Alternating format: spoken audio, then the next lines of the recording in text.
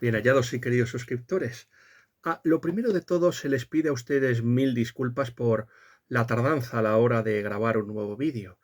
He estado más ya saben algo que decía, no sé si don Miguel Ayuso o mi admirado don Juan Manuel de Prada, que lo que decía más o menos don Juan Manuel de Prada y don Miguel Ayuso, que a los sacerdotes modernistas se les castiga de una forma, con más mítines y más reuniones. Y eso es lo que me ha sucedido últimamente, desde que se grabó nuestra última crítica, que es la de Avalon, de Anya Seaton, una crítica que ha sido muy alabada, alabada por todos y se les da las gracias por el seguimiento y la acogida que ha tenido Avalon de Anya Seaton.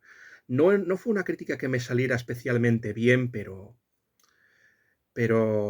aún así ustedes supieron comprender sus limitaciones y creo que les ha gustado.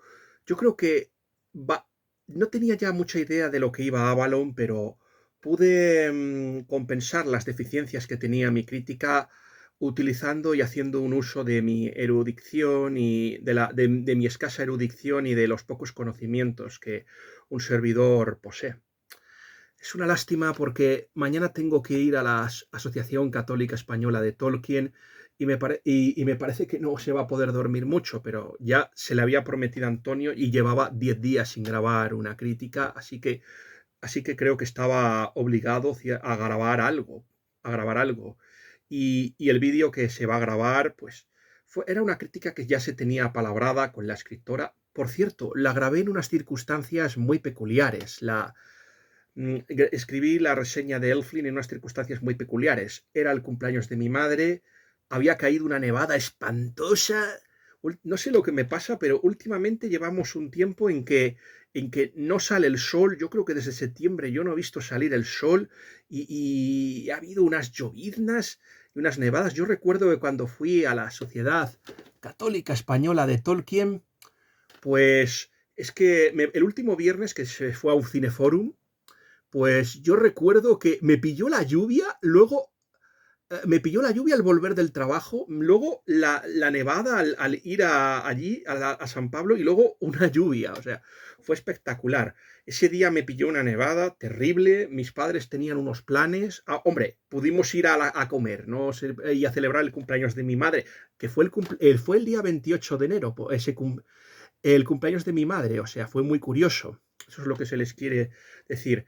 Pero se estuvo a ver, yo sí que fui a trabajar, pero reconozco que me costó muchísimo porque tuve que hacer una caminata ímproba y proteger a los libros. O sea, tuve que guardarlos debajo del abrigo y protegerlos para que no se mojaran. Fue tremendo. También me dolía la cabeza y no se me ocurría nada.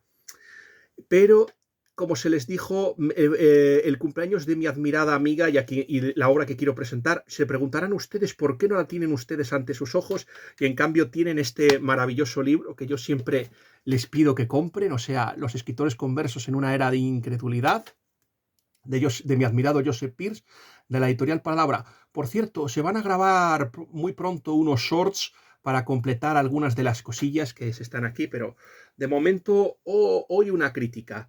Ya saben ustedes que empecé el año bastante deprimido porque había leído la Elflin, pero como se me acercaba el último día, que era el día 31 de diciembre, dejé Elflin casi para el final y el último tercio de la novela se leyó muy tarde y empecé a leerlo muy rápidamente y yo pensaba que había cumplido mi objetivo. O sea, este fue el último libro de 2025, así que por lo tanto, y esto se lo digo sobre todo para Jone y cualquiera de los...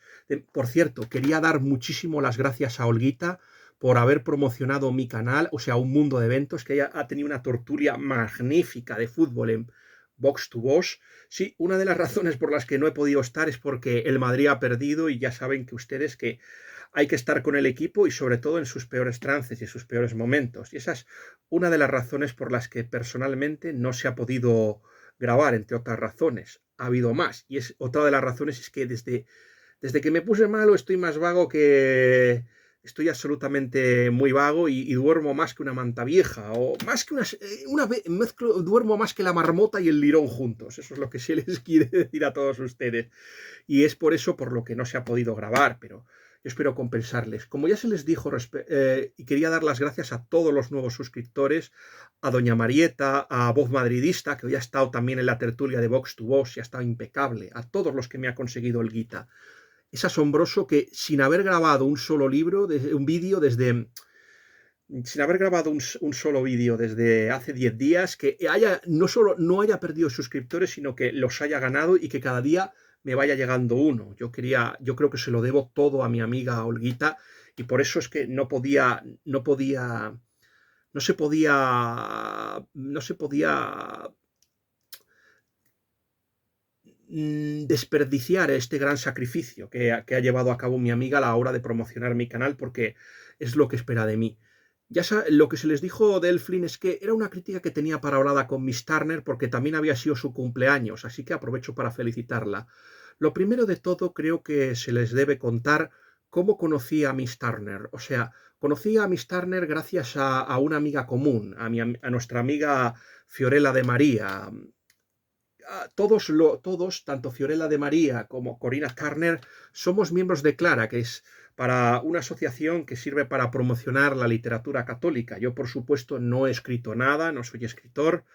Tengo algunos libros firmados con mi padre, se les puede decir eso, pero no soy un escritor, pero algunos se preguntarán por qué estoy. Ya quisiera decirles como Bruce Wayne en la Liga de la Justicia que yo estoy aquí por ser rico, ¿no?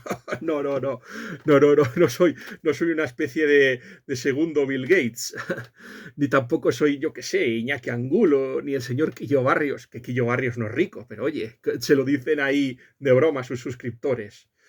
Ya hablaremos de nuestro amigo Quillo Barrios porque también va a influir mucho en la agenda del canal. Yo creo, y eso tiene que ver con una película que se ha estrenado recientemente, pero ya se llegará. Se les estaba diciendo que que conocía a mi amiga a Corina Turner gracias a Fiorella de María Nax, y que de Fiorella de María, y que nos habíamos hecho y que habíamos intentado promocionar la literatura. No tuvo mucha difusión clara, pero aún así llegó la amistad. Por cierto, tengo muy malas noticias. Desgraciadamente, Goodreads ya impide que se pueda. Ya los mensajes en Goodreads ya han desaparecido, desgraciadamente. El profesor me acaba de mandar me ha mandado ya la carta, la última carta por Gmail, así que yo lo lamento mucho, pero ya se acabó. Yo creo que es una pérdida irreparable y que Goodreads se ha equivocado y que creo que combate el mal cometiendo otro mal aún mayor. Yo creo que es un error, por mucho que haya una inteligencia artificial y que se está abusando y que esté estafando y molestando a los escritores. Yo creo que romper la comunicación que existe entre los usuarios de Goodreads y los escritores de Goodreads creo que es un gravísimo error y espero que algún día no lo lamente. Eso es lo que se les quiere decir. Pero bueno, conocí a mi amiga y bueno, se les va a hablar un poquito más de los libros interesantes que ha escrito esta interesantísima escritora inglesa y también el lugar que actualmente ocupa dentro de las letras inglesas, Miss Turner. Yo les debo contar un secreto. Yo tengo la sensación, bueno, ya se hablará cuando se vaya hablando. Yo creo que la obra más interesante de Miss Turner y que tendría un éxito loco en nuestro país si se editara es la distopía de I Am Margaret. Es una distopía de la que creo que si ustedes vieron mi vídeo de cristianismo y anticristianismo en la fantasía y la ciencia ficción, escrito por mi maestro y mi gran amigo, el profesor Manuel Alfonseca, se darán cuenta de que en ese vídeo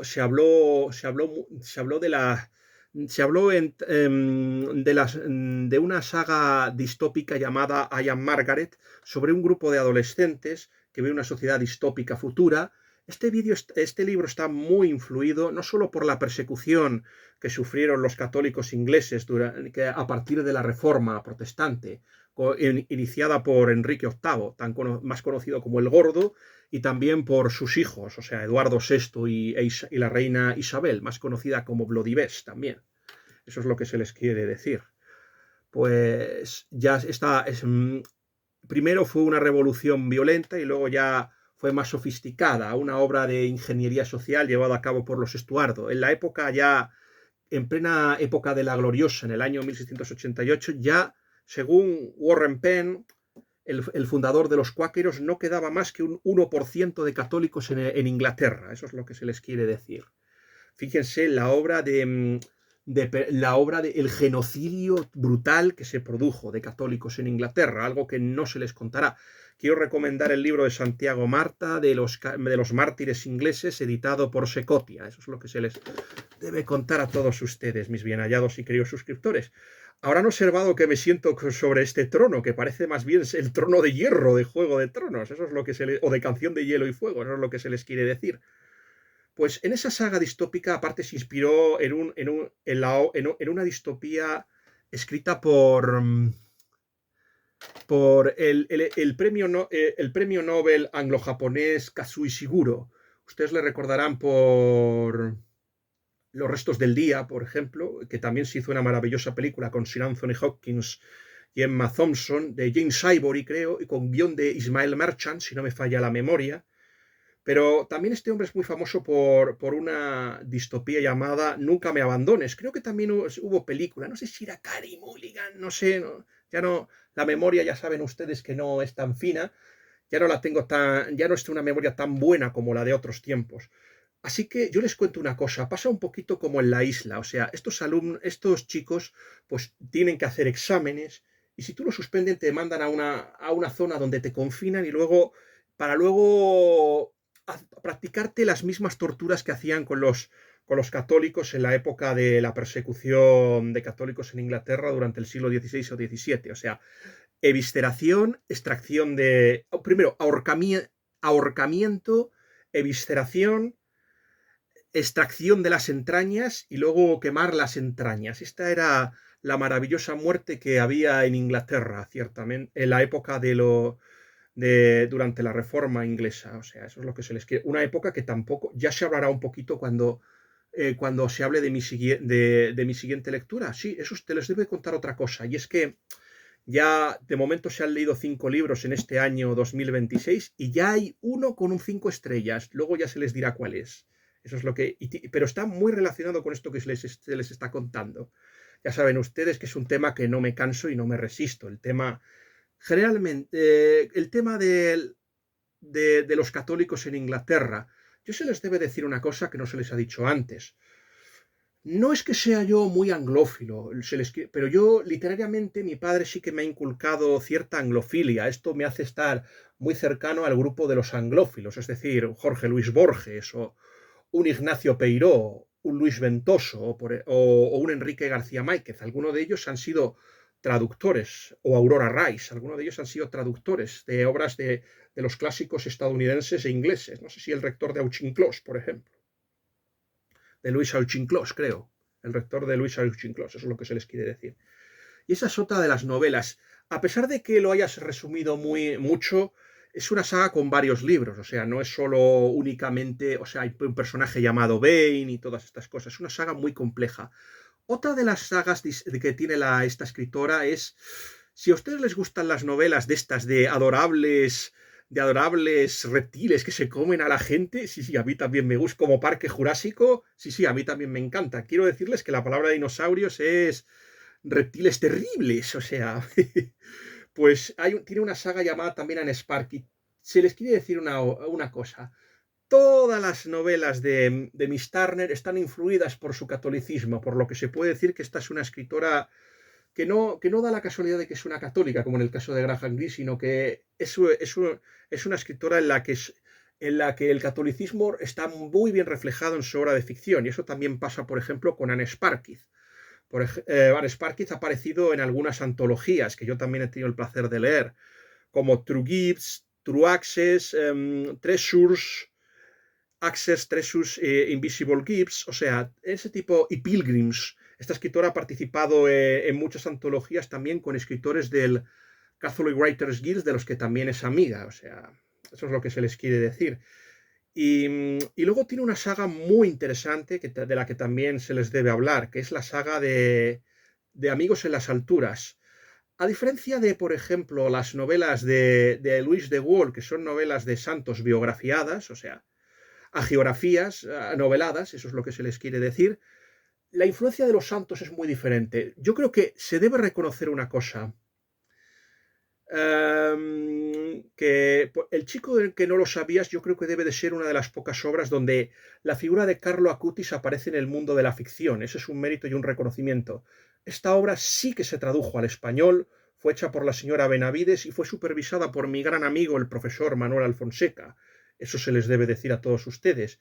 Y cuenta la historia de cómo un chico que tiene cáncer en Inglaterra, esta sí que tengo una crítica y se podría hacer una reseña en mi canal. Eso es lo que dependerá de ustedes. Si este vídeo tiene muchas visualizaciones, yo me prometo desbloquear la reseña de El chico que lo sabía, de Corina Turner, pero deseo que este vídeo llegue a más de 100 visualizaciones. Si este vídeo llega a más de 100 visualizaciones, yo les desbloqueo el vídeo de la obra de Miss Turner. Esto es un truco para que ustedes lo vean. Y posten comentarios en masa, o sea, eso es Pues eso, lo que hace, y este chico es ayudado por Carlo Acutis, que ya saben que murió de una leucemia o de un cáncer, y que es el santo de los millennials. Luego aparecen otros santos, como San José. Esto aparecía San José ya había aparecido en la maravillosa película. Por cierto, hay una crítica muy buena de Antonio Ríos en Facebook que habló de la película It is a Wonderful Life, Qué bello es vivir, donde aparecía también el personaje de San José y era decisivo. Y me parece que está basada en una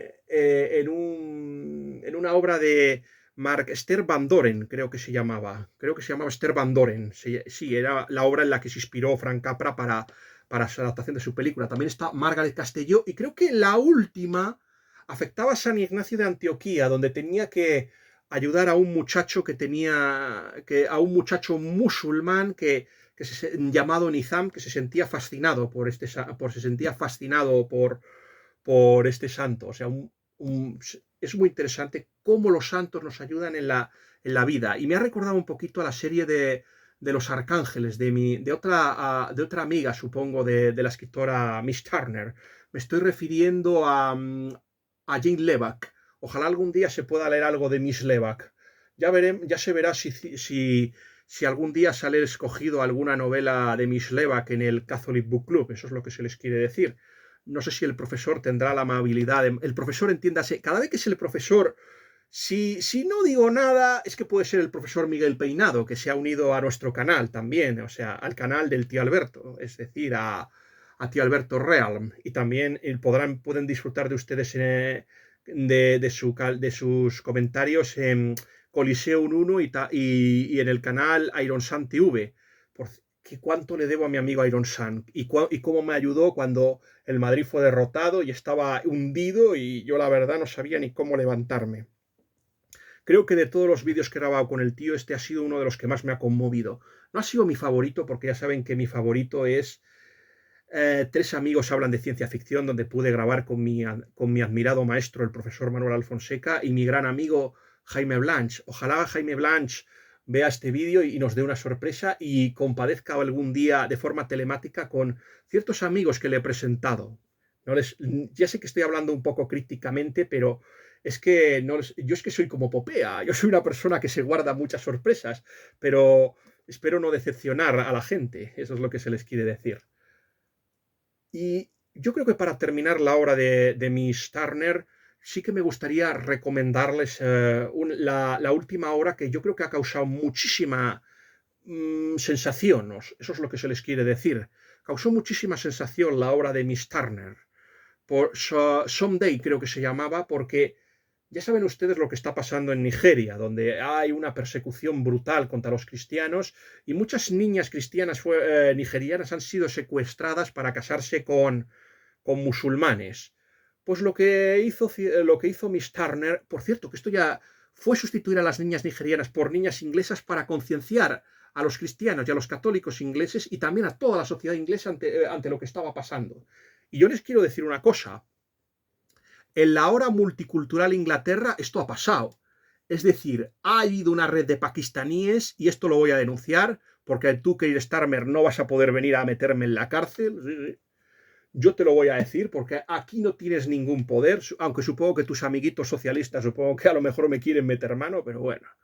Lo que os quiero decir ciertamente es que ha habido una red de pakistaníes que se ha dedicado a secuestrar a niñas inglesas y la han prostituido, como pasaba en Execution Dog, por ejemplo, o Falsa Inocencia, que era más o menos lo mismo. Se secuestraba o se captaba a chicos de la calle y los obligaban a prostituirse con gente, con pervertidos y degenerados.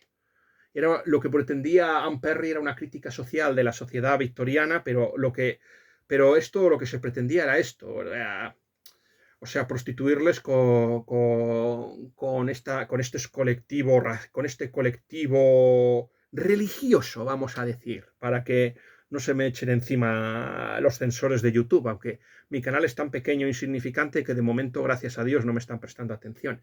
Quiero decir una cosa, cuando alguna de estas niñas se rebeló, pues le hicieron lo mismo que Christopher Walken le iba a hacer a la hija de Johnny Depp en la película La Hora Señalada, o sea, iba a hacer hamburguesas o filetes a pobre niña, a las niñas que se rebelaban las hicieron hamburguesas o filetes, como si esto fuera Sweeney Todd, eso es lo que se les quiere decir. Ya quisiera yo que fuera Sydney Sweeney, la bellísima mujer que ahora ha salido en La Asistenta, que parece ser que no ha recibido muy buenas críticas, o por lo menos yo he oído que Amanda Seyfried ha tenido más éxito que la otra, que Sydney Sweeney. Ya saben, eso es lo que se les quiere decir. Pero es terrible, o sea, cuando los familiares fueron a denunciar, pues o no les prestaron atención o la policía o las autoridades parece ser que fueron a por los padres en lugar de a por los criminales. Eso es lo que se les quiere decir. Y ahora que está habiendo un movimiento de protestas capitaneadas por doña Amelia, pues ahora se está metiendo en la cárcel a la gente o se manda a la policía para borrar tweets que son, digamos, hostiles con el gobierno de Starmer. Starmer, que quiero recordarles que fue el fiscal que tapó el caso. O sea que no solo en España ocurren ciertamente corruptelas e indecencias. Ya sabemos lo que ha ocurrido en España, que se va a regularizar a 500.000 de inmigrantes, que no van a ser 500.000 de inmigrantes, sino van a ser en realidad 700.000 o 800.000. Eso es lo que se les quiere decir. Yo lo lamento, pero estoy mucho más en este caso con los obispos San Montes de Oviedo y con el Monseñor Munilla, que siempre me pareció el más capaz de los obispos españoles, Monseñor Munilla. Yo lamento que no haya obispos como antes tan combativos que se enfrentaban al gobierno. Eso es lo único que se quiere decir. Eso es lo que se quiere decir, ciertamente. Y bueno, no solo está ocurriendo eso, o sea, se mete en la cárcel a gente que reza mentalmente en los abortorios, como si, o sea, yo me detengo en un abortorio, ya soy un terrorista peligroso y me tienen que meter en la cárcel. La verdad es que lo de Inglaterra es para que nos lo cuenten. Por eso es tan importante esta obra como Someday que ha escrito mi admirada amiga Miss Turner, eso es lo que se les quiere decir. Yo creo que Miss Turner y Fiorella de María son los últimos descendientes de la ficción católica inglesa, una ficción muy gloriosa que renació con el movimiento de Oxford y que llevó a una ola de conversos extraordinaria, que incluyó a grandísimos autores. Ahora, con la muerte de David Lodge, son muy pocos los que quedan. Pierce Paul Reed ya es una persona octogenaria que ojalá yo le deseo que viva muchísimos años, pero es evidente que por mucho que viva ya no creo que pueda sorprendernos con grandes obras. Aún así, yo le recomendaría que ojalá las obras de Pierce Paul Reed se editasen, o algunas que se han editado, y a mí me encantaría. Yo quiero recomendarles La hija del profesor, La hija del profesor o El arribista. Son obras que yo les recomiendo porque son muy buenas. A mí me parece que Pierce Paul Reed es un escritor al que me gustaría leer muchísimo más. Y en esta línea, pues yo creo que pertenece Miss Turner. No se crean que allá hay mucho en Inglaterra. Es cierto que yo no vivo en Inglaterra y no tengo la oportunidad de hacer búsquedas, pero lo que se les quiere decir es que no se crean que hay mucho ya en Inglaterra. O sea, hay gente como Miss Turner, por ejemplo, gente como, como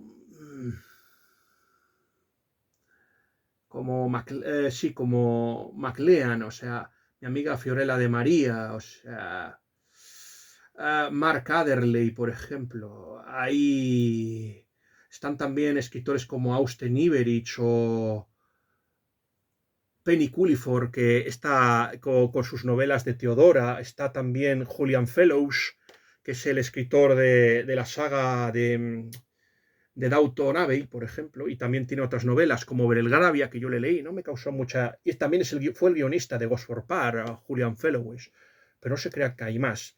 Si queremos que el catolicismo siga vivo en Inglaterra, es necesario que haya una ficción católica. Yo me temo que, como en el tema de me temo que desgraciadamente el acoso de los cuatro jinetes del ateísmo, dos de ellos ingleses, me estoy refiriendo al señor Christopher Hitchens y al señor Richard Dawkins, y me temo que la islamización de la sociedad inglesa creo que puedan ser el punto final y que sean la muerte de Inglaterra, si Dios no lo impide. Podríamos citar en esta lista a Joseph Pierce, pero es que Joseph Pierce ya no vive en Inglaterra, ahora está en Estados Unidos, eso es lo que se les quiere decir. No se crean que hay mucho para combatir todo esto. Hay algún escritor como Dominic Selwood, del que se hablará más tarde, pero no se crean que se puede... Está Christina O'Donnell también, Jan Duncan Smith, pero no se crean. Los Caldecott, pero es muy poco ya lo que hay en Inglaterra. Para lo que fue Inglaterra es muy poco. De verdad, yo quiero más. Necesitamos que la ficción católica en Inglaterra se mantenga viva. De ahí, no solo es por hacerle un favor a Miss Turner, por lo que se emprende esta crítica de Elflin, también es para mantener vivo el catolicismo, ya no solo en Inglaterra, sino en Europa y en el mundo, porque tengo la extraña sensación de que Europa va a caer, que la islamización se la va a comer, eso es lo que pienso, y que el aborto, el divorcio, la revolución sexual y la contracepción van a ser la muerte de Europa. Pero Europa ha muerto porque ciertamente abandonó la fe de sus padres. Es por eso por lo que ha muerto. No solo lo ha abandonado Inglaterra, sino también ellos. Eso es lo que se les quiere decir. Y es por eso que ahora más que nunca es importante salvar los tesoros, igual que ocurría en la época de los bárbaros, donde se les quiere decir...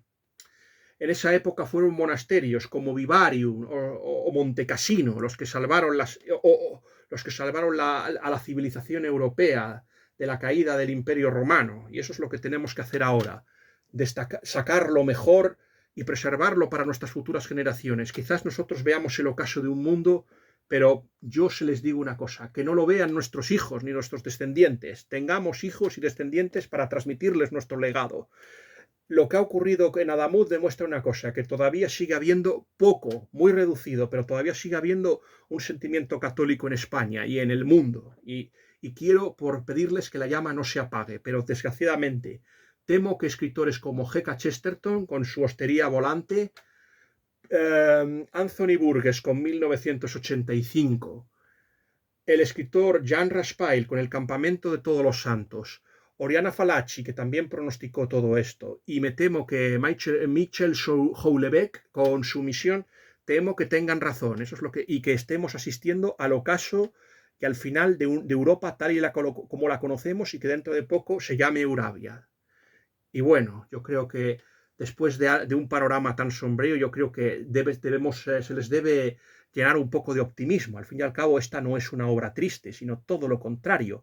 De hecho, esta obra, Elfling, ofrece un dilema moral enormemente interesante y no solo, y es teológicamente muy interesante. Eso es lo que se les quiere contar a todos ustedes. Lo primero de todo quería dar las gracias al profesor Manuel Alfonseca, porque sin él no habría tenido la oportunidad de leer este libro. Y yo este libro tenía muchísimas ganas de leerlo, porque este libro no es lo que yo buscaba, se les debe decir, yo esperaba algo más. Ya saben ustedes, se les recomienda ver mi crítica de Los demonios de Joe Abercrombie. Yo la idea que se tenía es que quería leer una especie de historia alternativa, contando la historia de Europa, pero con elfos, con medianos, con gnomos, con enanos. Quería una especie de Baldur Gates, por ejemplo, o un Neverwinter Nights. Quería... o una saga parecida a las obras de, yo que sé, Tres corazones, tres leones, de Paul Anderson, o obras así, o obras como las de Tracy Hickman o Margaret Weiss, o las novelas de Judith Tarr, o los escritores del Saga, ya saben, los del gremio americano de espadachines y de magos. Eso es lo que era lo que yo un poco deseaba. algún día quizás yo mismo escriba esa historia, escriba una obra de ficción o una novela hablando, por ejemplo, de un mundo en el que, en el que, por ejemplo, la revolución, en el que, por ejemplo, la reforma protestante nunca hubiera, o en un mundo en el que hubiéramos derrotado al protestantismo y ciertamente el mundo fuera católico. Eso es lo que me gustaría escribir, ciertamente. ¿Cómo podría haber cambiado la historia? Eso, y no descarto que algún día yo haga eso porque no estoy leyendo lo que verdaderamente deseo. Aunque esta obra, una de las grandes cosas, aparte de ser la historia de una niña huerfanita, descendiente por su parte de tanto de humanos como de elfos, es una obra casi dickensiana, sobre todo en los primeros capítulos, de una niña que es despreciada y maltratada por su tío, Lord Henfield, que la echa de su hogar y encima la acusa de bruja a la muerte de su madre y la echa como si fuera la pequeña Dorrit, como si fuera Oliver Twist, como si fuera David Copperfield o Nicolás Nickleby. Esta obra lo que me ha gustado, cuando estuvimos hablando el profesor y yo de esta obra, pues me comentó que al final era la historia de una huerfanita o la princesita de Harriet Dodson, que es la misma eh, es la misma del Jardín Secreto, que es una novela muy interesante, o El pequeño Lord Fauntleroy, eso es lo que se les quiere decir. Esta es una historia fascinante porque ocurre en una Inglaterra. Hay dudas si esto ocurre con la reina Isabel o la reina Ana. El profesor me ha dicho que es la reina Isabel, así que va a ser la reina Isabel, y yo creo que es lo más probable, ciertamente. Yo creo que Miss Turner ha reflejado maravillosamente bien cómo era la Inglaterra y la elisabetiana, por ejemplo. Una Inglaterra que, por ejemplo, ya retrató maravillosamente Joseph Pearce en La búsqueda de Shakespeare, por ejemplo, o Clara Asquith, por ejemplo, Elisabetta Sala, por ejemplo. Ya han retratado, o Peter Millward, el gran jesuita y especialista, muerto. Me encantaría que también las obras del padre Millward se editaran en español, o las de, por ejemplo, Hugh Ross Williamson, un escritor del que ya en este canal se ha hablado algo, de Hugh Ross Williamson. Yo creo que ha reconstruido, pero lo interesante es esto: en este mundo parece ser que la reforma no ha ocurrido o ha sido derrotada. Yo en este tema se les desea recomendar un maravilloso artículo de Religión en Libertad llamado ¿Y si Inglaterra hubiera seguido siendo católica? Para mí es la clave, y yo estoy muy de acuerdo tanto con los análisis de G.K. Chesterton como de Hilaire Belloc en Europa y la Fe. Hilaire Belloc considera que si Inglaterra hubiera permanecido católica, la reforma protestante no hubiera conseguido triunfar y que hubiera sido muy fácil arrancarla de Alemania y de los países escandinavos. Y yo estoy muy de acuerdo con estos análisis. Por ejemplo, es verdad que Sandra Miesel se ha mostrado muy crítica con las no. Por cierto, hay otros escritores no escritores, pero se me ha olvidado hablarle del gran papel que tiene, por ejemplo, la periodista Joanna Vogel, y también, aunque no me entusiasma mucho por el giro modernista, quería hablarles también de Austen Iverich. No me gusta mucho, pero bueno, es un poco progre para mi gusto, pero bueno. Y también escritores como Sarah Maitland, por ejemplo, Susanna M. Wall o Sally Redd. También añadan estos escritores a la lista de los que se proporcionaron antes de esta crítica. Pues es un tema fascinante el tema de la usucronía, si ustedes ya lo saben. Ya saben que yo siento fascinación no es algo que me guste, pero al final yo creo que tendré que leer una obra llamada Pavana de Keith Roberts, donde se cuenta cómo habría sido Inglaterra si la Gran Armada hubiera triunfado. Sobre el tema de la Gran Armada, por favor, lean la obra de Garrett Mattingly, y Contraarmada de Luis Gorachategui, cómo fue el fracaso inglés en Portugal y en La Coruña, donde María de Pita le dio una paliza a Norreys, por ejemplo, y a Francis Drake, y donde y el archiduque Alberto, futuro marido de Isabel Clara Eugenia, fue decisivo para derrotar a los ingleses. Una derrota que fue aún más dolorosa que la derrota de la Armada en Inglaterra, si es que se puede decir que fue una derrota, porque en realidad lo que pasó fue que, quiero decir una cosa, el plan de España no era conquistar Inglaterra. Sí que es cierto que era quitar a la reina Isabel y poner un monarca que fuera más benévolo con los católicos. Muy posiblemente ese monarca hubiera sido Isabel Clara Eugenia, que hubiera sido una gran reina, o sea, era sustituir a una mujer por otra, muy probablemente, como ya ocurrió en Francia, o sea, la entrada de España en Francia es para evitar, es con dos objetivos, evitar que España caiga en manos de los hugonotes, pero también es conseguirle un reino a Isabel Clara Eugenia, un reino que hubiera merecido. Yo creo que Isabel Clara Eugenia hubiera sido mejor rey que el mujeriego, vicioso, degenerado y mal católico llamado Enrique IV, ese al que Voltaire, el calumniador, dedicó la obra La Henriada. Eso es lo que se les quiere decir a todos ustedes, mis bien hallados y queridos suscriptores. Eso es lo que se les decía decir a todos ustedes. Esas obras eran pavana de Keith Roberts. En la misma línea están, por ejemplo, Rule Britannia de Harry Turtledove, el maestro de la ucronía o de la historia alternativa o historia ficción. Y luego también está Alteración de Kingsley Amis. Paradójicamente, todo el mundo le gusta Sunny Jim, pero qué casualidad que a pesar de Kingsley Amis y también de Martin Amis, por cierto, los dos unos ateazos de manual y unos progres, sobre todo Martin Amis, es una lástima que a pesar de todo Alteración no se haya hecho porque me habría gustado. Supe de esta obra Alteración gracias a una obra que se va a reseñar muy pronto en mi canal, 1985, de Anthony Burgess. Quiero volver a releerla. Quiero volver a releer esa maravillosa novela Anthony Burgess y la voy a releer cuando se relea una obra que se prometió leer a Rafael de la Asociación Católica Española de Tolkien. Se le prometió leer El Mundo Feliz, o sea, The Brave New World, por si mi amiga Miss Turner ve esto, aunque yo creo que no entenderá en español nada de lo que le estoy contando, pero bueno, lo importante es que se pueda hacer esta crítica y llegue a sus manos. Supongo que alguna persona se la podrá traducir lo que les estoy diciendo aquí, eso es lo que se les quiere decir.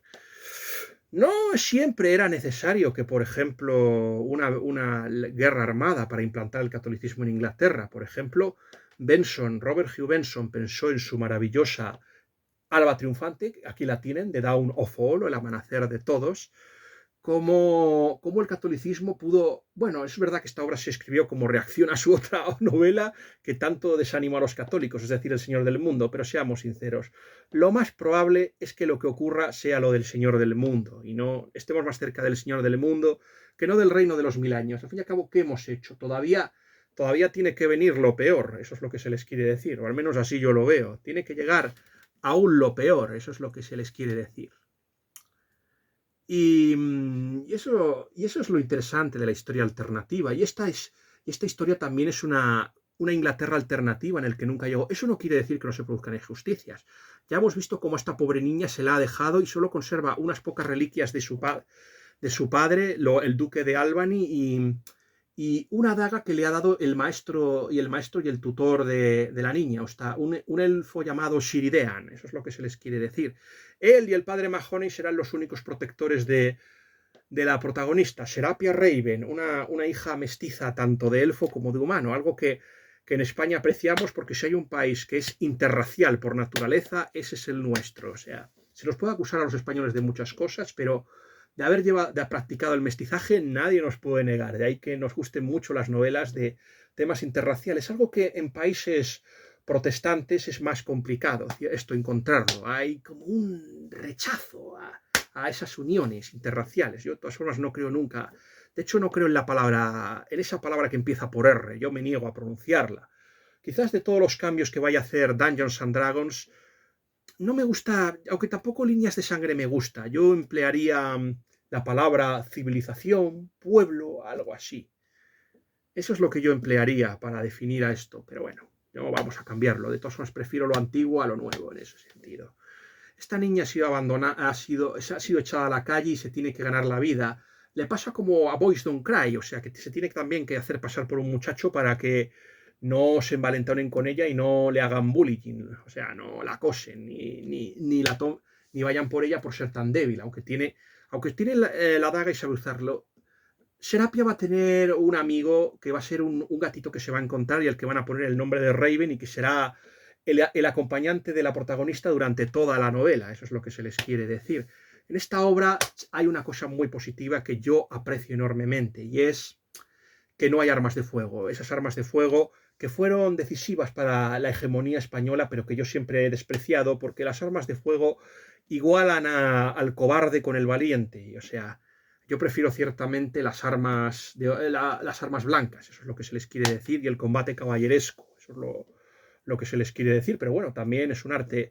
Yo quiero recomendarles una película de la que estuve hablando con mi amigo y el jefe de la Asociación Católica Española, es decir, con el padre Bernardo y con otra persona. El de Oficio de las Armas, de Hermano Olmi. Ahí es como se cuenta el impacto que tuvo las armas de fuego, que fue España la que las usó con gran maestría.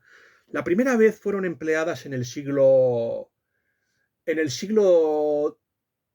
XIV, empleadas por Carlos de Valois para derrotar a Edmundo de Kent, del rey Eduardo I y tío de Eduardo II. Eso. No, creo, no sé, me parece que hermanastro de Eduardo II. Hermanastro de Eduardo II y tío de Eduardo III. Eso es lo que se les quiere decir. Eso. Es la primera vez que se emplearon armas de fuego, o sea que serían otra vez los franceses, como siempre. Eso es lo que se les quiere decir. Esta Serapia Raven, por ejemplo, le roban la reliquia de su padre y para recuperarla, pues un tal Master Simons, pues le encarga que intente deshacerse y matar a cierta persona llamada Allen Malster, eso es lo que se les quiere decir. Y que si lo hace, pues le devolverá la reliquia de su padre. Por supuesto, la protagonista, Serapia, y a mí esto es una cosa que me encanta, porque es muy balduriana. Por cierto, ya saben ustedes que se grabó un short en este canal diciendo que había un interés por leer la saga del Elfo Oscuro. Estoy teniendo muchos problemas, porque es que yo no quiero tener todos los libros del Elfo Oscuro, o sea, no quiero tener los 3 libros de cada trilogía. Estoy viendo a ver si hay alguna posibilidad de conseguir el libro de la trilogía, las diferentes trilogías en un solo libro, y también, o si se puede leer en PDF, eso es lo que se va a intentar, El Valle del Viento Helado. La primera ya se leyó, la del Elfo Oscuro, la primera, el exilio, el refugio, esas ya se leyeron, las primeras. El hogar, el exilio y el refugio, creo que se llaman. Las primeras ya se leyeron y esas muy posiblemente sean una de mis futuras críticas muy tempranas, eso es lo que se les quiere decir. Pues lo que hacen es eso, en lugar de matar a Allen Malster, le avisa de que le han encargado que lo asesine y que ha sido el señor Allen y que ha sido Master Simons. Y por supuesto Allen Malster toma medidas. Si bien es verdad que no le ayuda mucho a acercarse, pero la protagonista conseguirá recuperar su reliquia y bueno, después de utilizar su daga, que tendrá que utilizarla contra cierta criatura, no se les va a decir mucho más. Consigue ciertamente Serapia su objetivo, o sea, esos episodios de vagabundeos, de pobreza y de rebundeos solo duran los primeros capítulos, eso es lo que se les quiere decir. Finalmente, ella va al hogar de Lord Albany o Lord Elfindale, que luego ya hablaremos de este tema porque es muy interesante el tema de Lord Elfindale. Ya hay una novela que también explora una posibilidad muy parecida, un mundo donde hay un rey de verdad y una monarca de fantasía, eso es lo que se les quiere decir. Ya se hablará un poquillo de ese tema. Respecto al duque de Albany, que también se llama Serapión, y este nombre de Serapión es muy interesante porque es la obra de ciertos ermitaños santos, no sé si del siglo III o IV antes de Cristo, eso es lo que se les quiere decir, y que fue romantizados y popularizados por el romanticismo alemán, en este caso por Eta Hoffmann y sus hermanos Serapión, que eran, no sé si centenarios, o sea, que tenían más de 100 o 200 años, no me acuerdo. No profundicé mucho en esa saga de Eta Hoffmann, de Ernest Theodor Amadeus Hoffmann. Eso es lo que se les quiere decir. Pues este personaje, Serapión, o sea, vamos a llamarlo el duque de Albany o Lord Elfindale, eso es reconoce a su hija, la acepta como su hija y su heredera. No se ha explicado, pero luego ya cómo se separó de la madre, o sea, porque la quiere, o sea, evidente. Ya se contará más adelante, ustedes lo deducirán por cómo esta unión tan avenida ante la madre de Serapia y Lord Elfindale se rompió, eso es lo que se les quiere decir. Es muy interesante porque el duque de Albany se compromete también a defender los derechos sucesorios y a hacer justicia en la corte de una reina que yo creo, no creo que sea la reina Ana, sino que yo creo que es la reina Isabel, se compromete. En este caso, como no hay reforma, porque yo creo que ya se les desea recomendar un artículo muy interesante de religión en libertad y si Inglaterra hubiera sido católica. Presten atención a las 10 condiciones. La quinta creo que nos viene al pelo, que si no hubiera habido censura, yo quiero decirles una cosa, que más que esta Inglaterra isabelina está mucho mejor reflejada, por ejemplo, en una película como Anonymous, por ejemplo, de Roland Emmerich, por ejemplo, en falsedades como Elizabeth o Golden Age, o la propia Hamnet. Y aquí es donde entra la historia. Este es el libro que me gustaría también reseñar, Hamnet. Lo digo porque mi amigo Quillo ha estado leyendo el libro y le ha gustado muchísimo. Y a mí me ha enfadado un poco. Yo quiero muchísimo a Quillo Barrios, le quiero, es mi maestro, pero a mí ahí no estoy absolutamente de acuerdo con él. A mí me enfurece que una obra Hamnet, que a mí me parece que es una obra de las élites plutocráticas, donde en ningún momento se habla de la brutal persecución que han sufrido los católicos en Inglaterra, donde se inventa una ficción absolutamente disparatada de William Shakespeare. Primero se miente en la edad de su mujer, de Anne Hathaway, que Anne Hathaway era una MILF, es decir, una mujer que le sacaba, no sé si 10 o 20 años al propio Shakespeare, eso es lo que se les quiere decir, y tampoco era esa arborista genial.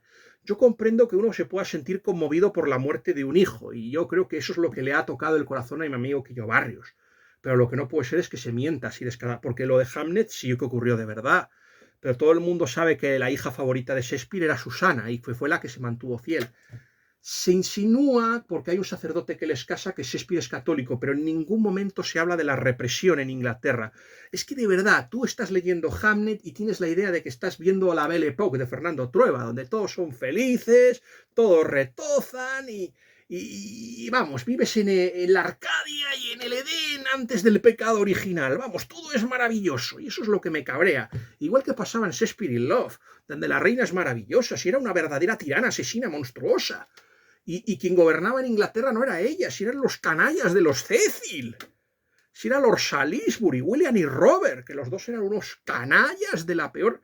Fíjense cómo le odiaba Shakespeare a William Cecil, que lo que hace es matarlo en el personaje de Polonio, fíjense, y al otro le hace parecer como si fuera Ricardo III, el jorobado. La joroba se le añade el otro porque sabían que el otro era contrahecho, el Robert Cecil, Lord Salisbury, que era el hombre más poderoso de Inglaterra, incluso lo fue con el rey Jacobo, hasta que gracias a Dios dejó este mundo y el canciller pasó a ser Carr, que luego Carr tuvo muy mala suerte porque participó en el asesinato de Overton, eso es lo que y por eso perdió, y luego fue sustituido por el duque de Buckingham, que en fin, que llegó por lo que sabemos. Eso es lo que se les quiere decir. Así que una de las cosas, aparte es que solo se habla de una obra, de Hamlet. Y yo no entiendo por qué ciertamente no se puede decir que la verdadera obra maestra de Shakespeare la ha escrito un español y que aunque sea el responsable del Jack 42, se llama Federico Trillo Figueroa y ha escrito la obra maestra de Shakespeare, la gran novela que hay que leer y no esta obra sobrevalorada. Y aparte, ¿qué quieren? ¿Cómo puede gustarme una obra en la que John Shakespeare, el padre de Shakespeare, ese valiente recusante, perseguido por ser católico, es presentado como una especie de maltratador y como si la familia como si fuera una familia desestructurada de raza blanca, que empieza por W y T y que no voy a pronunciar porque si no me van a censurar en el canal? Eso es lo que se les quiere decir. Pues, por favor, que no es un melodrama barato del siglo XX o XXI. Ha recreado maravillosamente mejor la Inglaterra de su tiempo Federico Trillo Figueroa. Lean esa obra y vean mi vídeo, que es donde hablo de esa maravillosa, que por ejemplo la escritora Maggie O'Farrell. Yo lo siento, yo no he visto la película de Chloe Zhao, pero yo lo siento, no. La obra verdaderamente buena y la que se merece que se hagan película es El censor de Shakespeare. Y no me voy a cansar de decirlo. Y por eso ahí me ha sentado un poco mal eso de Quillo Barrios. Yo lo siento, pero ahí no me va a bajar nadie. Y si él impone sus gustos culinarios, pues yo aquí voy a imponer mis gustos literarios. Con todo, al fin y al cabo, soy su discípulo. Eso es lo que quiere decir. Ya saben, es el tema de Edipo, la matar al padre o la castración del padre de Saturno, pues es eso. Pero hombre, no siempre, ya saben ustedes que yo quiero a Quillo como si fuera mi amigo y haría cualquier cosa por él. Pero aquí yo lo siento, como se ha dicho en un vídeo de mi amigo el tío Alberto, aquí hay que tener mucho coraje para enfrentarse a los enemigos, pero hay que tener infinitamente más coraje para enfrentarse a los amigos. Y de ahí que por eso esté sacando las garras para defendiendo que la novela buena es la del censor de Shakespeare y no Hamlet, aunque yo creo que el drama humano, y es verdad que sí que reconozco que había que hablar de Anne Hathaway, que casi no se hablan, y también de los hijos. Yo creo que es bueno hablar de los hijos de Shakespeare, sobre todo de Susana, que es la más interesante de toda la familia Shakespeare. Pero eso es lo interesante, ver cómo hubiera sido una Inglaterra sin esto. O sea, que aquí, como pueden ver, los sacerdotes no son perseguidos. Y aquí el padre Mahoney, que había muerto, es sustituido por el padre Francis. Es curioso porque aquí en esta novela la confesión es muy importante. Vemos cómo Serapia le va contando todo lo que ha hecho, cuando ha robado, cuando ha mentido, cuando ha matado, porque también ha matado. Va contando cosas y el padre más o menos la absuelve. Pero en cambio el padre es muy remiso a contarle sus pecados. Eso es lo que se les quiere decir. Aquí se nota porque el tema de la confesión habría sido muy... Uno de los momentos más bellos de la novela es cuando van a los establos y la escena con Warrior. Warrior es el caballo, y más que ser la montura de Laurel Findel, es también un compañero y un amigo. Así hay que verlo. Yo creo que el final de ese capítulo es realmente extraordinario. No se les va a contar cómo termina ese capítulo. Y lo que se les quiere decir también es esto. O sea, cuando va a la corte, o sea, al final hay un enfrentamiento y un cara a cara con Lord Henfield. Eso es lo que se les quiere decir a todos ustedes. Se va a la corte de esta reina y bueno, es que lo tiene todo para ganar Lord Elfindale. Es más joven, está mejor relacionado, tiene más influencias, es más poderoso, sabe, o sea, si tienen que acudir al juicio de Dios, porque aquí hay juicio de Dios. Eso es lo que se les quiere decir, o sea, el duelo, o sea, hay un duelo, ya saben, que Dios defienda la razón y esas cosas. Y aparte que es que Lord Elfindel defiende la causa justa, o sea, defiende a una pobre mujer, a una Urchin, que ha sido desposeída de sus posesiones y sus bienes de forma ilegítima, que tendría que haber sido cuidada por este hombre y ha sido arrojada a la calle como un perro. Eso es lo que se les quiere decir. Y eso es lo que hace. En un principio, la reina falla a favor de Lord Elfindel, como era de suponer, y le obliga a pagar compensaciones y a devolverle todo. O sea, y esto, como Lord Henfield es un manirroto, pues esto no va a quedar así y va a tener un final tremendo. O sea, hay, por ejemplo, intentos de asesinato y cosas así, y esto al final va a provocar que haya una segunda reunión y que se reta a Lord Henfield y este reciba el destino que se merece. Todo podría haber acabado maravillosamente, los personajes podrían haber comido perdices y haber sido muy felices, y hubiera sido la historia de una familia feliz, como la Cenicienta, pero no. No, no, no, no. Y ahí está lo más interesante, cuando la autora da una vuelta de tuerca y un giro bastante interesante a su novela.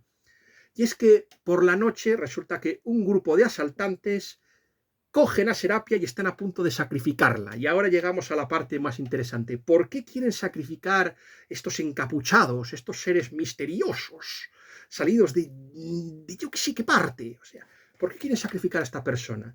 Parece ser que en su juventud, y este es el verdadero motivo, Lord Elfindale había tomado una decisión. Lo que había hecho Lord Elfindale era utilizar la brujería para salvar a su esposa, y esto provocó que ella le abandonase, porque aunque le ha salvado la vida, lo ha hecho yendo contra las leyes de Dios.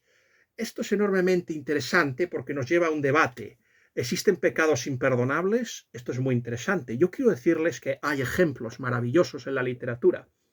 Se puede decir que podemos recurrir a los Hechos de los Apóstoles 19-19, cuando San Pablo convierte a una serie de magos y estos se dedican a quemar sus libros de magia. Eso es lo que se les quiere decir, Hechos de los Apóstoles. Tenemos el caso de Simón el Mago, que será el padre del gnosticismo.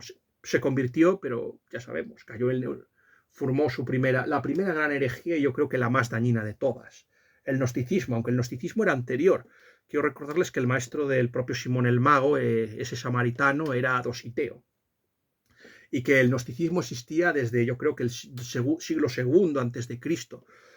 Según Michael de O'Brien, en su novela Los ríos de Babilonia, habría empezado, este gnosticismo habría provenido de los babilonios, esta contaminación. Eso es lo que se les quiere venir y tendría un origen muy anterior. Pero vamos a suponer por buenas las tesis del profesor Manuel Alfonseca. Esto es lo que se les quiere decir. Luego, por ejemplo, vemos que brujos que se han convertido al cristianismo, pues tenemos dos casos. Tenemos el caso de San Marciano y San Luciano, que eran magos y se convirtieron al cristianismo. Y luego un caso fascinante. San Cipriano de Antioquía. No le confundan ustedes con el otro Cipriano de Cartago. No, este San Cipriano de Antioquía, ustedes le reconocerán porque fue el personaje que inspiró la maravillosa obra de teatro llamada El Mágico Prodigioso, que también es conocido como Nuestro Fausto, donde un hombre le pide a un demonio seducir a una mujer cristiana llamada Justina y no lo consigue. Y esto le lleva a la conversión al protagonista y a sufrir el martirio junto con su amada, que esta vez sí que lo aceptará. Eso es lo que se les quiere decir. Y luego, pues, hay casos muy interesantes también, como el caso de Luis de Wohl. Ustedes sabrán que Luis de Wohl es conocido por haber escrito novelas sobre santos, pero ¿saben ustedes que siempre fue una persona que en un principio estuvo fascinada por la astrología? Esto se ve en su novela Venciste, Galileo, que es editada por la editorial Palabra sobre Juliano el Apóstata. Ahí se ve sus conocimientos sobre la astrología. Pues este hombre estaba casado con una judía y al final se va a Inglaterra y colaboró con el MI6 para derrotar a Adolf Hitler. Él sabía de la fascinación que sentía Adolf Hitler por la astrología y sabiendo esto, pues informó al MI6 de todo lo que iba a hacer y prestó sus conocimientos. Este hombre al final se convirtió, bueno, yo creo que siempre fue católico, siempre, pero al final se convirtió y abandonó estas prácticas. Y lo mismo pasó con un escritor fascinante como es llamado Valentin Tomberg. Eso es lo que se les quiere decir a todos ustedes. Eso sí, en España siempre hemos sido muy escépticos con el fenómeno de la brujería. Eso es lo que se les quiere decir. Ya saben ustedes que la fiebre por las brujas empezó con la publicación del Maelum Maleficarum, el libro escrito por dos dominicos, en este caso Heinrich Kramer y también creo que Spranger era el otro dominico que lo escribió. Un libro un tanto misógino, pero bueno. Así que no se puede decir que hayan sido los protestantes los que lo empezaron. Sobre este tema yo les recomiendo algunos artículos de Sandra Miesel, por ejemplo. Pero sí se debe decir que hay una especie de repunte de la brujería por culpa de Jean Bodin, un calvinista, que se le va a hacer, ese que recomendaba que era necesario apoyar a la monarquía porque era necesario un poder fuerte y no sé qué, y que el rey contuviera y todo esto. Y luego el rey Jacobo, que el rey Jacobo está obsesionado con la brujería. Eso es lo que se les quiere decir. Y esto es lo que hace. O sea, hay un tal Pierre Lanterguy Lancret, que es el que provoca un desastre del que luego ya se hablará, por ejemplo. Está, por ejemplo, el caso de Urbano Grandier, de los demonios de Ludum, por ejemplo. Y luego están casos como las misas negras de la Washen, creo que fue la Washen, donde más o menos hubo una serie de envenenamientos con la Brinvilliers, que esta mujer que se dedicaba a envenenar alimentos y dárselos a orfanatos de pobres niños a los que envenenaba. Y luego encima parecía una misántropa, parecía una filántropa. Eso es lo que se les quería pasar. Hubo misas negras y de todo. Por ejemplo, con la Washen es que estuvo a punto de morir envenenado el propio rey, al Luis XIV. Eso es lo que se les quiere decir. Yo creo que había mucho de superchería y todo era sugestión. Eso es mi opinión en general. Yo quiero decirles que el que acabó con en Alemania, por ejemplo, hubo una psicosis terrible. Por ejemplo, el caso del Wagen. Por ejemplo, el escritor James Clavell nos echó la culpa a los católicos del tema de la brujería, cuando no es así. Quiero recordarles El último valle, esa película de Omar Sharif y Michael Caine. Por supuesto, Hollywood siempre tirará en contra de los católicos y siempre presentará el protestantismo como moderno, más avanzado, más progresista y mejor. Ya lo saben. Pero la verdad es que fue un jesuita alemán llamado Spee el que acabó con la quema de brujas en Alemania. Y antes de que un abogado francés dijera que esto es un caso de locura y que no había brujas hasta que se empezó a hablar de ellas. Y lo mismo pasaba, pero a esta conclusión llegó un inquisidor español llamado Alonso de Salazar y Frías en el proceso de Zugarramurdi, que no hubiera habido tal proceso si no hubiera habido un jurista francés, el señor Lancret, del que se ha hablado, diciendo que no habría habido esto si no se hubiera empezado a hablar de ello. Este hombre hizo un proceso ejemplar, mató poquísima gente, actuó con benevolencia y al final llegó a la conclusión de que todo había su superchería y que no creía en la brujería. Y yo creo que es la posición que hay que adoptar. Eso no quiere decir para que se caigan en cosas que se están cayendo. Ahora nos hemos pasado de un lado de la obsesión por la brujería a ciertamente fomentarla. Yo creo que tan inmoral y es la paranoia con perseguir brujas, que todavía eso siguió existiendo, por ejemplo, en el año 1693 o 1692, 1693, con los juicios de Salem. Quiero recomendarles El crisol de Arthur Miller, eso es lo que se les quiere decir a todos ustedes. Se les desea recomendar esa obra, El crisol de Arthur Miller. Eso es lo que se les quiere decir a todos ustedes.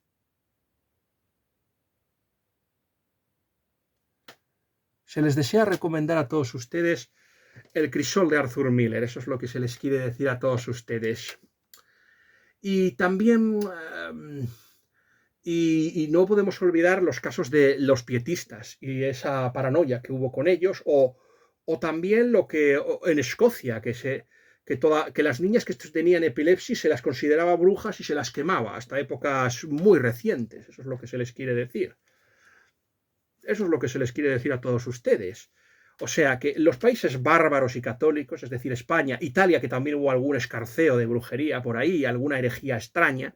Creo que, por ejemplo, Borromeo estaba obsesionado, no sé si Carlos o Federico Borromeo, uno de los dos, que ahí participó en algún proceso de estos. Un poco extraño.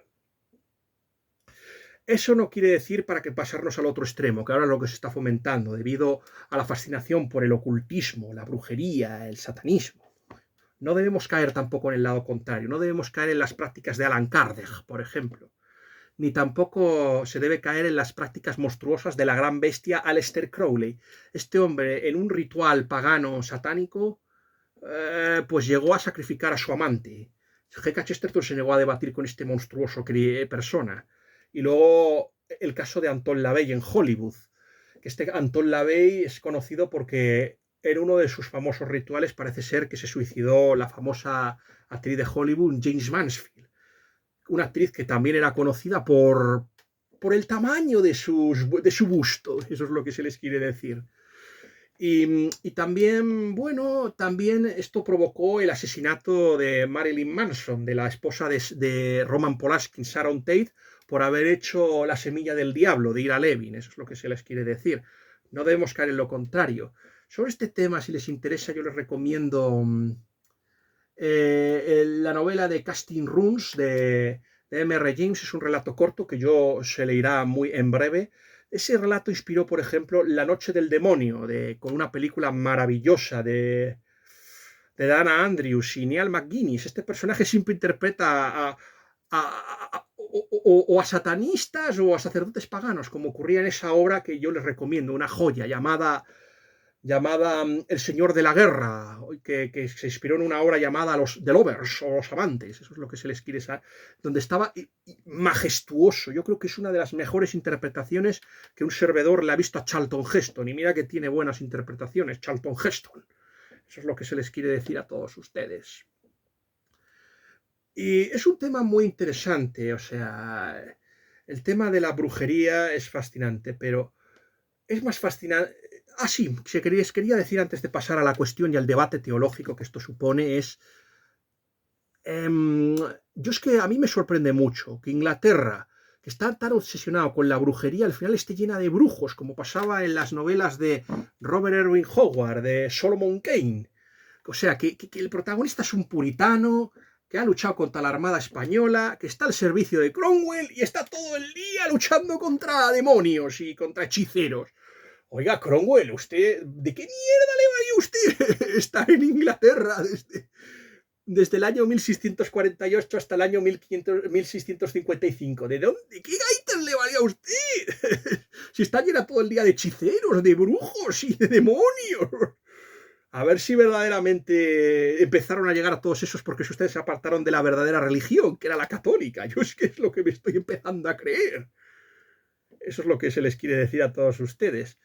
El tema es fascinante, o sea, aquí vamos a una tesis muy fascinante que es la que nos lleva a Corina Turner. Corina Turner habla si existen los pecados imperdonables. Yo creo que solo hay uno que no tiene redención y es blasfemar contra el Espíritu Santo. No sé lo que es, pero yo creo que Miss Turner basa como no cree que estemos condenados de antemano, eso es lo que se les quiere decir. Y este debate nos llevó, no es tanto el tema de la brujería, sino el tema de vender el alma, por ejemplo. Es un debate que estuvimos teniendo mi amiga, la escritora Anna Stellwen, por ejemplo, mi amiga judía MEV y yo, un servidor, que estuvimos teniendo un debate a raíz de una crítica que escribí. Estuvimos hablando si una persona que vende su alma al diablo puede salvarse. Y esto se basaba, por ejemplo, en una afirmación que dijo el jesuita Leonardo Castellani. Leonardo Castellani comparó los diferentes arquetipos en la literatura. Comparó al Tenorio, o sea, al Tenorio de Tirso de Molina, y por ejemplo, aunque bueno, el libro de Juan de la Cueva, que se ha leído hace muy poco tiempo, eso es lo que se les quiere decir, el libro el libro de Juan de la Cueva, o sea, fue el germen, por ejemplo, sí, ese fue el germen por ejemplo, el que provocó que se crease el Burlador de Sevilla. Vamos a ver, se tiene que tener en cuenta una cosa. El tenor, aunque sea muy malo y esté muy mal aquí, acosar y mancillar a mujeres, que eso es de hombres, como diría, bueno, en fin, eso es muy poco masculino, eso es lo que se les quiere decir. No es ese el motivo por el que se castiga al Tenorio. El Tenorio se va al infierno porque es un blasfemo. Es así, es un blasfemo. Es un sacrílego, por eso se va al infierno. Y depende, porque José Zorrilla en su Juan Tenorio le decide salvarlo. Gracias. Inés de Castro es tan bondadosa y convence al comendador para que no lo arroje al infierno. Ya quisiéramos tener una Inés de Castro, todos.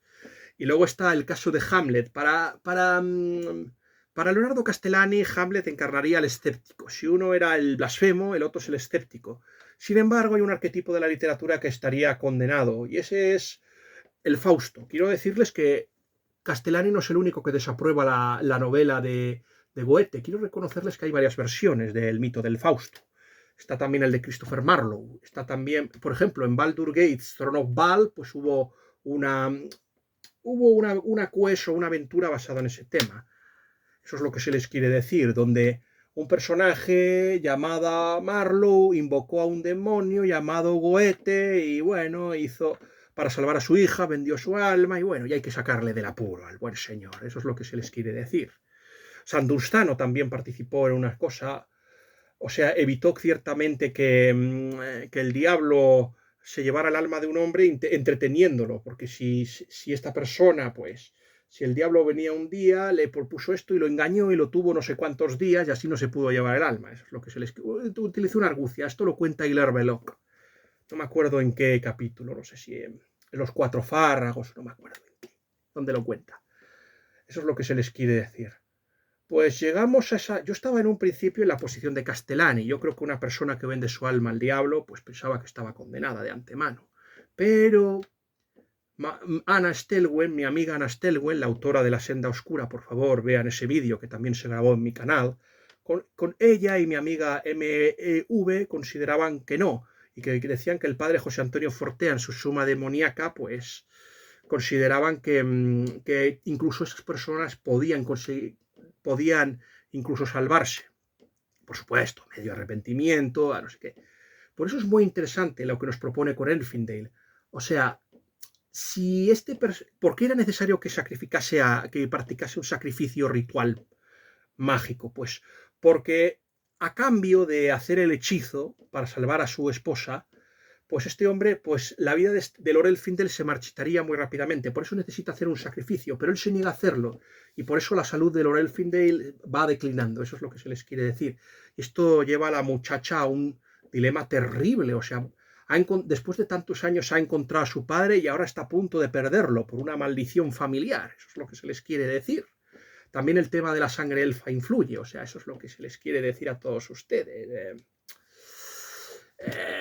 O sea, el tema de la maldición familiar también influye, eso es lo que el tema este, o sea, el linaje, o sea, por ejemplo, en las novelas pienso, o sea, todos los personajes que parecen lineados con elfos en la literatura nórdica, pues son generalmente malvados o son personas con una moral muy elástica y suelen ser los villanos de las sagas nórdicas. Esto pasaba, por ejemplo, en la saga de Holkraki, que las personas que el mal solía venir de descendientes de elfos, o sea, esto lo pasa en la espada rota, así, o sea, eso es lo que en la espada rota, eso es lo que se les quiere decir. La novela La espada rota de Poul Anderson, que también muy interesante, donde los elfos secuestran a un niño humano y lo cambian por otro, eso es lo que se les quiere decir. Y los elfos son amorales. Esta novela gustó muchísimo a Michael Moorcock. Sobre el tema de elfos que no sean tan benéficos, pues tenemos la esposa tenemos la novela de La prometida o la esposa del rey de los elfos, de Sally Scott, y tenemos Encantamiento de cuervos, de Margaret Rogerson. Eso es muy interesante. Oh, por cierto, no se comentó, pero bueno, ya se comentará más adelante. Eso es lo que se les quiere decir. Pues entonces ella se pone a rezar y tiene una revelación mientras reza, o sea, parece ser que mientras reza durante la tumba de un ángel, muy posiblemente el ángel de la guardia, pues más o menos el ángel le sugiere que vaya a Elfindale y que a lo mejor allí puede conseguir el remedio para curar a su padre. Eso es lo más interesante de la novela. Y entonces va a Elfindale, pero cuando llega a Elfindale la protagonista sufre un desvanecimiento y ha olvidado todo lo que ha ocurrido. Saben que alguien la ha traído a su casa, la ha devuelto y se la ha dejado al duque de Albany, que ya su salud está declinando muy rápidamente y lo que hacen es buscar una especie de tutor o de protector por si fallece. Y entonces, pues, no sé por qué, pues se le ocurre la idea de sugerir a Allen Malster, curiosamente el hombre al que la protagonista reveló que el maestro Simon había querido matarlo. Por supuesto, el propio Allen Malster se había ocupado de Master Simons, porque es un hombre que, vamos, este tío cuando le pasa como a Frank Castle, que saca la ballesta y primero dispara y luego pregunta, Sir Allen Malster. Eso es lo que se les quiere decir a todos ustedes. Este Sir Allen Malster pues ha sido muy generoso, promete dejar vivir a la joven, que no tiene que vivir junto a él, o sea, le promete respetar su patrimonio, o sea, es muy benéfico. Entonces van a reunirse con Allen Malster para concertar el acuerdo, pero el acuerdo va a ser ese. Y entonces se encuentran con un misterioso joven que no es humano, que es elfo y se llama Istvan. Y entonces, y aquí está lo interesante, el tema de los flashbacks. O sea, todo lo que se les va a contar a todos ustedes, esto pasa al mismo tiempo que va a o sea, se va a dividir en dos. O sea, cuando la protagonista tiene un flashback o un recuerdo, pues la letra aparece en cursiva y las cosas no van lineal, o sea, no es lo que va ocurriendo en Elfindale primero y luego lo siguiente. O sea, van ocurriendo al mismo tiempo que va pasando la historia, también se van desbloqueando los recuerdos poco a poco y nos vamos enterando de lo que pasó verdaderamente, de lo que le pasó verdaderamente a Serapia mientras estuvo en Elfindale. Parece ser que Stefan la acogió y la llevó con su madre Haliath y con su hermana, que él pertenece al linaje de los Ealis y que ella no sé si pertenece de los Vanalis o un linaje de estos.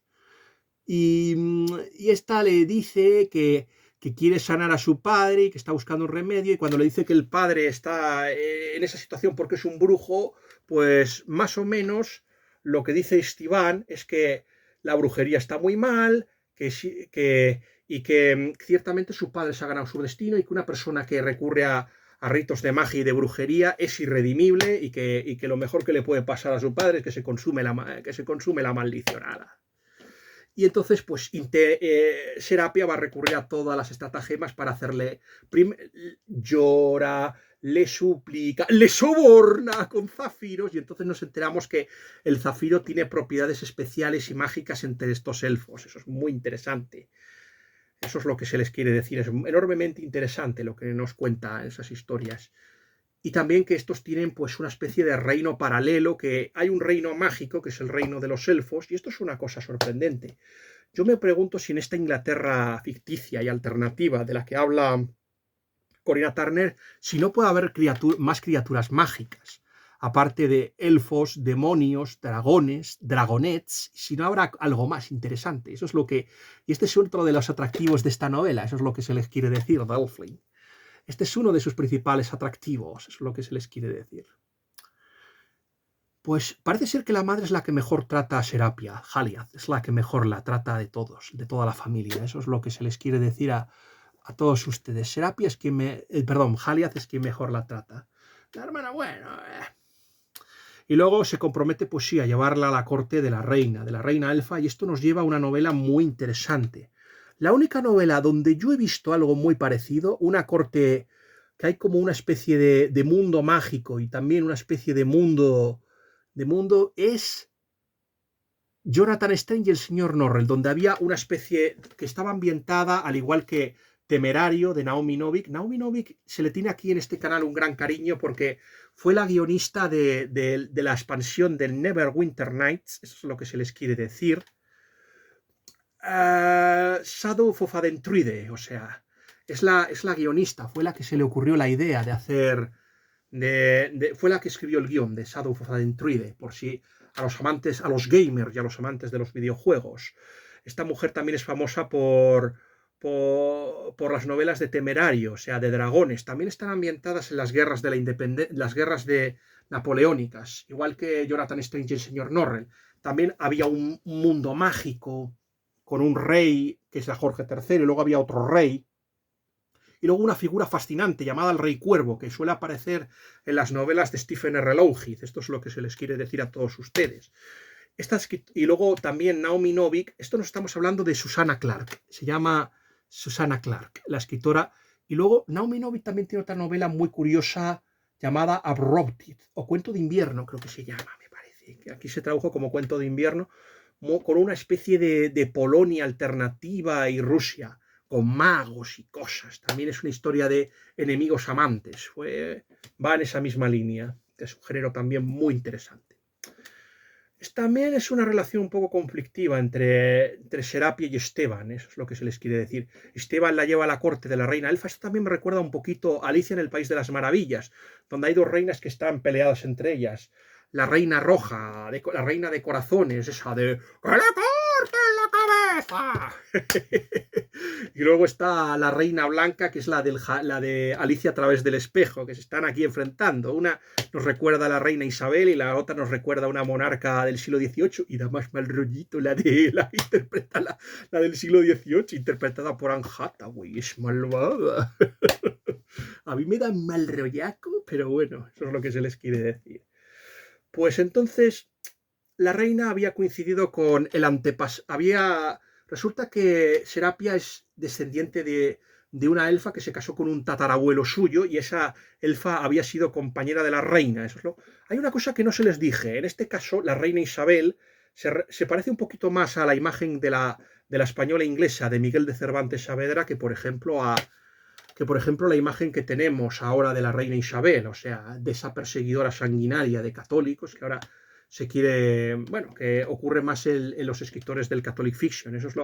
Y esta es la imagen que más o menos Corinna Turner tiene de esa reina, de la reina de la Inglaterra real, no de la reina elfa. Esta reina elfa le dice que solo hay 3 personas que pueden deshacer el maleficio.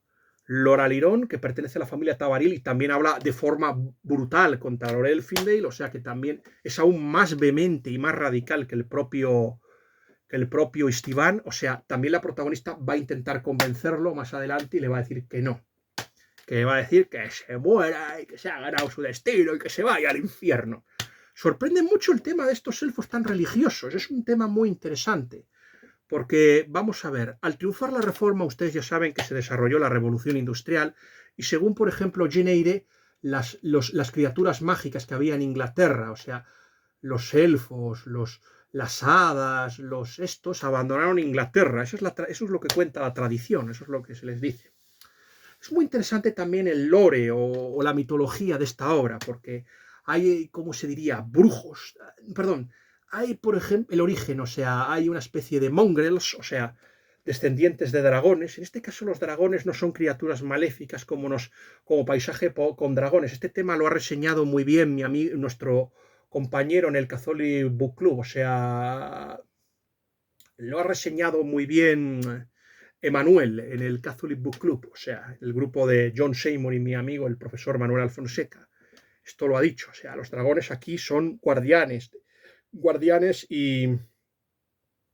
de los demonios y son criaturas benéficas, como podrían ser los dragones como Falcor o Fuyur en la historia interminable, o el dragón chino que se vuelve bueno en Jimmy Botones.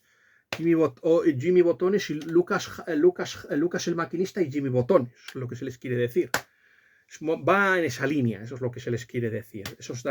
Los dragones son una especie de guardianes y también hay una especie como de criaturas, por ejemplo,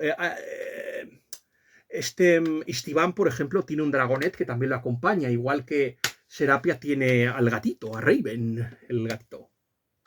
El gatito es muy interesante. Por cierto que Raven, que es el gato, va también a protagonizar su propia aventura.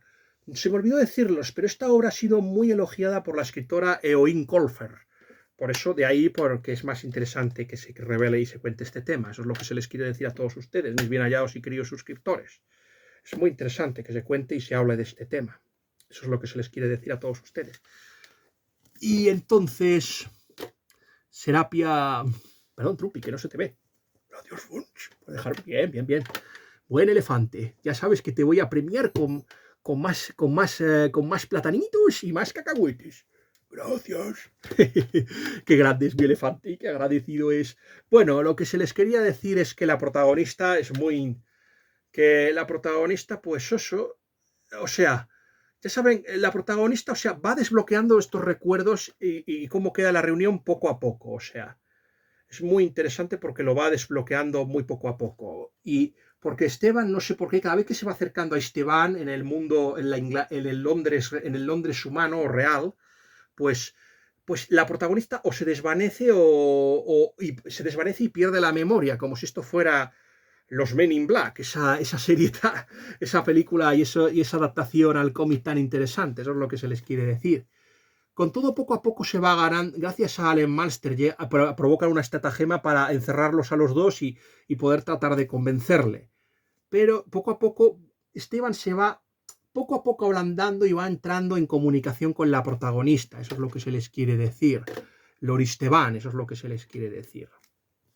Va entrando en comunicación, se va ablandando y va cada vez empatiza más. Hay un momento en que la protagonista le hace un favor, no les digo cuál. Eso es lo que se les quiere. También es verdad que se mete en el lío por su culpa, pero cada vez la trata mejor, ya no le bloquea, ni le hace hechizos, ni tampoco le provoca ataques de amnesia, pero quedan incluso para tomar un chocolate, pero lo que se les quiere decir es que sigue muy remiso ante la posibilidad. Él considera que una persona que ha recurrido a la brujería es imposible que se redima. Incluso también hay una historia familiar terrible que tiene Loristeban, o sea, mataron a su padre y a sus descendientes. Ellos viven en una especie de fortines. Uno se llama Torelkin, por ejemplo. Pues parece ser que hubo un ataque contra un fuerte y que fue debido a eso, y que está buscando también a un familiar suyo, a un tal Arazain. En la crítica de Gudrun no hablé de eso pero bueno, es muy importante este dato, el tema de Lord Arazain, de Arazain, por ejemplo, es muy interesante. Ajá. Pero hay un caso muy interesante que es muy gris, que es el caso del Lord Siredean. Al final nos damos cuenta que este Lord Siredean provenía de un clan de los Vanulis, o sea, y parece ser que este personaje, aunque estaba en un principio asociado al tema de la brujería y la magia negra, aquí se habla un tema muy interesante, el elfo oscuro. El elfo oscuro que más o menos no está en la línea del Drow, aunque quiero decirles una cosa. En la Edad Menor, la de Snorri Sturluson, o la Edad Joven, en la Edad Menor de Snorri Sturluson se habla de los diferentes criaturas mágicas que hay, y están los elfos y los elfos negros, o los elfos oscuros, que luego van a dar lugar a los famosos Drows de la Dungeons and Dragons y de Forgotten Realms.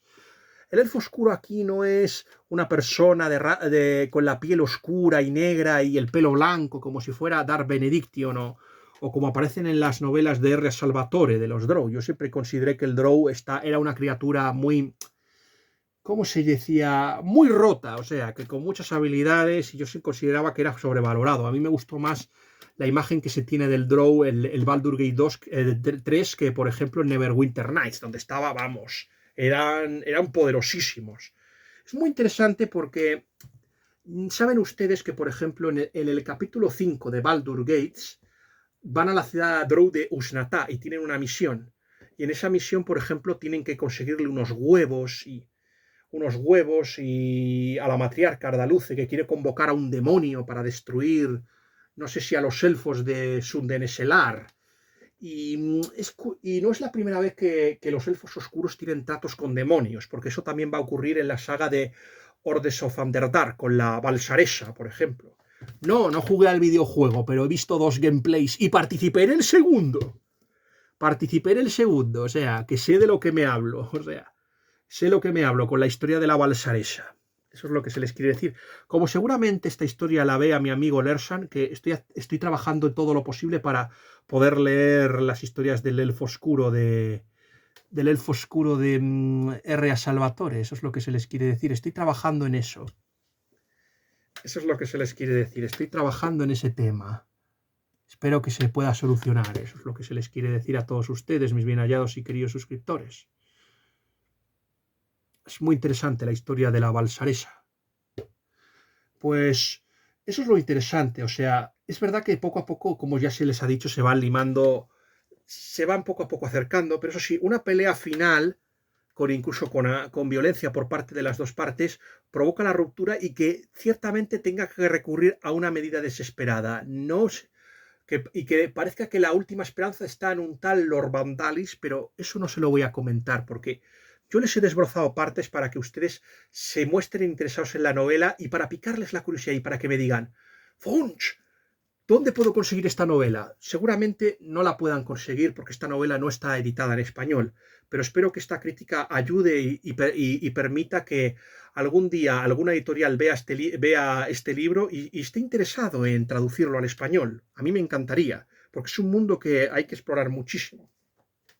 Es verdad que no era lo que esperaba, ciertamente. No era lo que esperaba. Esperaba algo más parecido, por ejemplo, a Historia de la Colonia Tierra 9, de mi amigo, el Retorno a la Colonia Tierra 9, de mi amigo el profesor Manuel Alfonseca, o algo como Hermano Asesino, o La Maldición de Chalión, algo así. Yo ya se lo dije, una historia alternativa de la Europa que fue del 1517, incluso antes, al año 1688, que para mí es clave. De hecho, ya se les puede decir que mi siguiente crítica va a ser una novela que a mí me ha gustado muchísimo, Office, de Robert Hugh Benson. Eso es lo que se les quiere decir. Esa va a ser mi siguiente novela. Es el primer libro de este año 2026 al que voy a poner un 5. Y este fue el último del año 2025 al que se le puso un 5. Ya se les digo, es un mundo que a mí me gustaría que se explorase un poquito más. Tiene de todo, tiene dragones, tiene demonios, tiene elfos, pero no sé, a mí me encantaría ver si hay otro tipo de criaturas, si hay medianos, si hay gnomos, si hay brownies, si hay enanos. Es que yo estoy convencido de que este mundo todavía puede ofrecernos muchísimo más. A mí me encantaría, y también hay mucha gente que le gustaría saber si verdaderamente hay un interés romántico entre Esteban y la protagonista, Serapia, o ciertamente queda como muy pendiente el tema de la corte élfica de Helion, eso queda muy pendiente y es muy interesante. A esta novela, por supuesto, se le pone un 5, pero ya saben ustedes que ya participó el año pasado en mi concurso, así que este año no puede participar, aunque stricto sensu, como se volvió a releer en el año 2026 la parte final para enterarme un poco y poder reconstruirles el argumento que se les ha hecho aquí.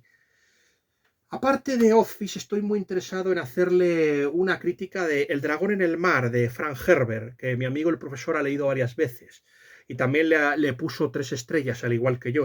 Se ha coincidido. Podría ser una lectura muy interesante. No sé si me atreveré a hacer la crítica de Juegos Morbosos de la escritora Grazia Natura. Yo creo quizá lo haga, pero esa crítica no la veáis porque es una novela erótica y la voy a poner mal, pero es una novela erótica. Yo sé que eso nos va a agradar a mi audiencia, pero bueno. Y luego está, pues, los cuentos de los cuentos, no las historias de Navidad 2, Noche de Reyes 2, cuentos de Navidad que ha recopilado mi amigo Francisco José Gómez Fernández. Ese hombre que me regaló su libro sobre la historia de la Inquisición. Ese libro también queda pendiente. Y por supuesto en Google Red se va a tener que escribir la reseña y la crítica se va a tener que de las vestiduras sagradas de mi amigo Jaime Blanchqueral. Aún las tengo que subir al canal. Esta está subida, pero no la traducción en polaco de Elfling. Eso es lo que se les quiere decir. Y luego también está la reseña está también la obra de Cristianismo y Anticristianismo en la fantasía y la ciencia ficción. Queda también pendiente, no sé si lo haré, la crítica de el regreso del gángster de Constant Virgil Georgiou, que quedó pendiente. O sea, quedan muchas cosas, por ejemplo, o el águila volado. Es que me gusta. El águila volado sería muy interesante, o sea, sería muy interesante también el del águila volado. También, no sé si haré las de Eurípides. Las de Eurípides generaron un debate muy interesante entre el profesor y yo. O sea, quedan muchísimos proyectos. Bueno, espero que que este vídeo haya sido de su gusto. Por favor, suscríbanse, denle like, posten comentarios interesantes y espero que esto nos traiga nuevos suscriptores. Hay temas que les deseo hablarles. Eso supongo que me dedicaré a un shorts. Hay un vídeo de Jan J. Fransac del que voy a hablar en un short. Eso es lo que se les quiere decir. Y por cierto, mi siguiente crítica puede que no sea de Office, puede que haya una crítica de un libro que he leído que me gustaría subir al canal. Y además queda también la crítica de Cónclave de Robert Harris. Todavía quedan muchos proyectos. Nada más, que Dios les guarde a todos y espero que esta crítica haya sido de su gusto.